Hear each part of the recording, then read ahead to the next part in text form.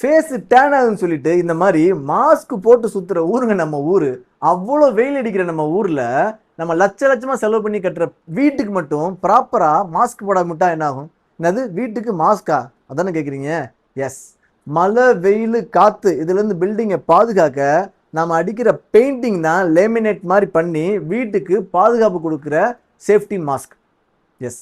நம்ம எவ்வளவுதான் செலவு பண்ணி பார்த்து பார்த்து கட்டினாலும் ப்ராப்பரா பெயிண்டிங் அடிக்காம விட்டோம்னா அந்த பில்டிங் வந்து காத்து மழை வெயிலுக்கு கண்டினியூவா எக்ஸ்போஸ் ஆகி ரொம்ப சீக்கிரத்திலேயே பழைய பில்டிங் லுக் வந்துடும்.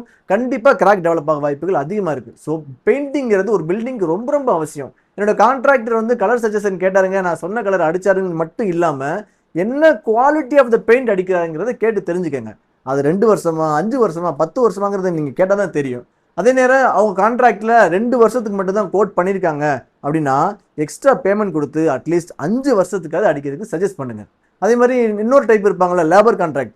ஜாமான் வாங்கி கொடுத்து லேபர் வச்சு உழவு வைப்பாங்க. அவங்க எல்லா விதமான ஜாமான் வாங்கி கொடுப்பாங்க, குவாலிட்டியா இருக்கிறதுக்கு எவ்வளவு மெனக்கெடுவாங்க. எல்லாமே செலவு பண்ணிட்டு எலிவேஷன்ல சூப்பரா பெயிண்டிங் பண்ணிட்டு பின்னாடி இருக்க 3 சைடு மட்டும் ஜஸ்ட் ஒயிட் சிமெண்ட் வச்சு ஒரு ஒயிட் வாஷ் அடிச்சுட்டு விட்டுருவாங்க செலவு மிச்சம் பண்றதுக்காக. இது ரொம்ப ரொம்ப தப்பான ப்ராக்டிஸ். கண்டிப்பா வீடு சீக்கிரத்திலேயே பழைய பில்டிங் லுக் வரும். கண்டிப்பா கிராக் டெவலப் ஆக வாய்ப்பு அதிகமாக இருக்கு. ஏன்னா பில்டிங் எக்ஸ்போஸ் ஆகிட்டே இருக்கும் மழை வெயிலுக்கு. எவ்வளவு நாள் தான் தாங்கும்? ஸோ நம்ம பெயிண்ட் அடிக்கிறது ரொம்ப ரொம்ப கவனமா இருக்கணும். அதே மாதிரி நம்ம வீடு கட்டின டயத்துல பெயிண்ட் அடிச்சதுங்க கிட்டத்தட்ட 20 வருஷம் ஆச்சு நான் பெயிண்டே அடிக்கலைன்னு சொல்றது ஒரு விஷயமே இல்லை.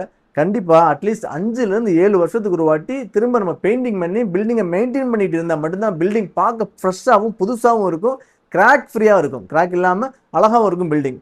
ஸோ இந்த மாதிரி மாஸ்க் போட்டு சுத்திக்கிட்டு இருக்க உங்க ஃப்ரெண்டுக்கு கண்டிப்பா ஃபேஸ்க்கு மட்டும் மாஸ்க் இல்ல பில்டிங்க்கு மாஸ்க் இருக்குன்னு சஜஸ்ட் பண்ணுங்க. இந்த மாதிரி கன்ஸ்ட்ரக்ஷன் டிப்ஸ் கிடைக்கிறதுக்கு ஆரஞ்சு பில்டர் சேனலை சப்ஸ்கிரைபும் பண்ணுங்க.